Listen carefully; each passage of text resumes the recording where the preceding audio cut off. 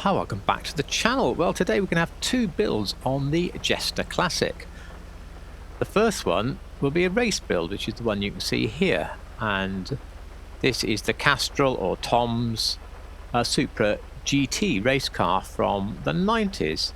It's a pretty good build. The only downside is, of course, there's a certain attitude, wideness and stuff you get on race cars that you can't duplicate in GTA unless the car was really made to do that. Looks like English weather again. And we're also going to build an extremely limited, in fact it's going to come down to almost a one-of-one road car. So effectively we'll be looking at the parts that come off and the parts that come on, and probably a lot of photos dotted all around the build. We know what the car is that we're going to be taking apart. The car we're going to be building is sort of a TRD 3000 GT, and this was an extremely limited run car that celebrated the Toyota race cars, but in road form. They didn't make very many at all, almost mythical at this point.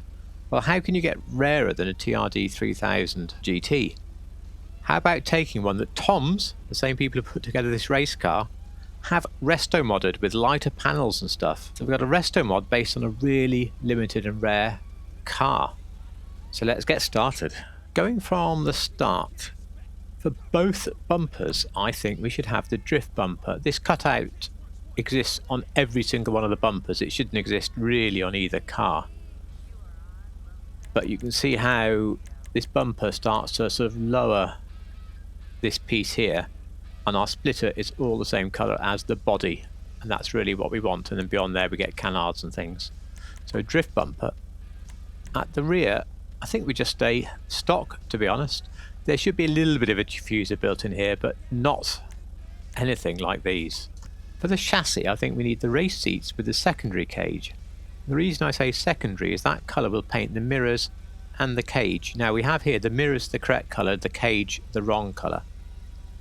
If you were to paint the mirrors black, for example, it wouldn't look too bad, but you would get rid of all that cage. So that would be your option by choosing secondary. I have them both the same colour anyway. If of course we're building the road car, then we'll move into a stock chassis. For the exhaust, we want a single chrome exhaust, big fat one. It should be on the other side, but otherwise it works for both cars. The headlight covers here were very much only for the race car. They weren't of course symmetrical like this on the race car, but there were definite covers and inlets and things on the headlights. So carbon covers for the race car and no headlight covers for the road car. You're probably aware the headlights are not taken from the Supra anyway. For the fenders,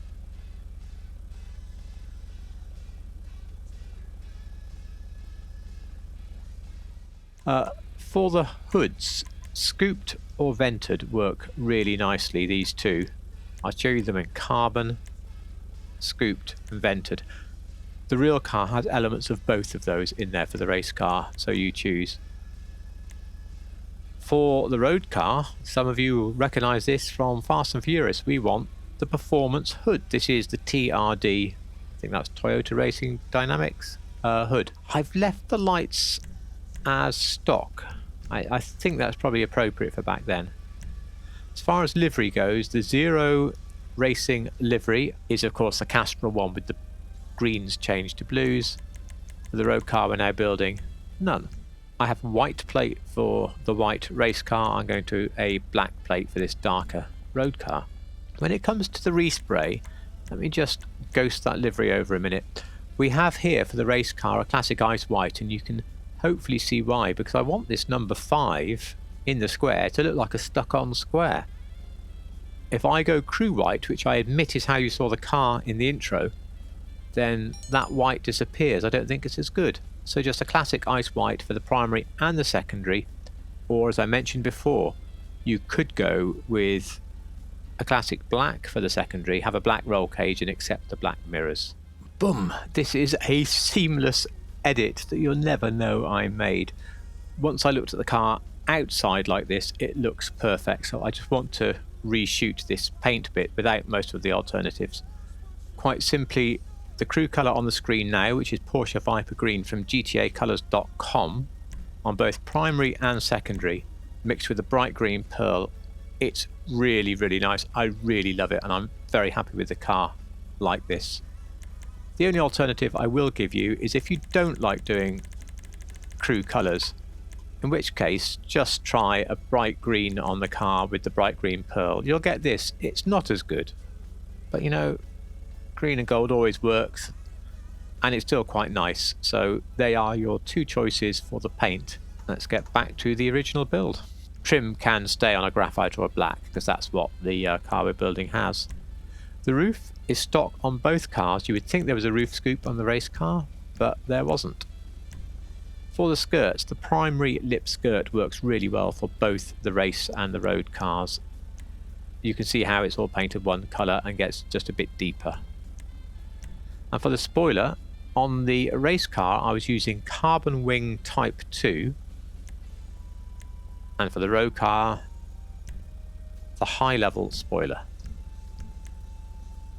Suspension, right to the bottom, race suspension for a race car. But for the road car, I think lowered is about right. For the wheels, I was writing down a few alternatives, what I thought looked best, and then I hit upon this wheel, and at this point I stopped. It just has to be this wheel. You do want a wheel is dished into the middle and then where the spokes come out, and then the spokes coming out and splitting.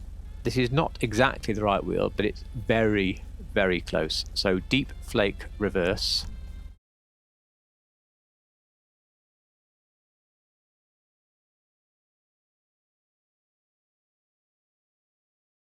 You can go between gold and dark copper, unless you've got anything better, as I say. I often go with dark copper. I just think it looks slightly more real than the gold. There's a light tint on the road car, but not light enough to put this on. So I'm just going to say no smoke for either car.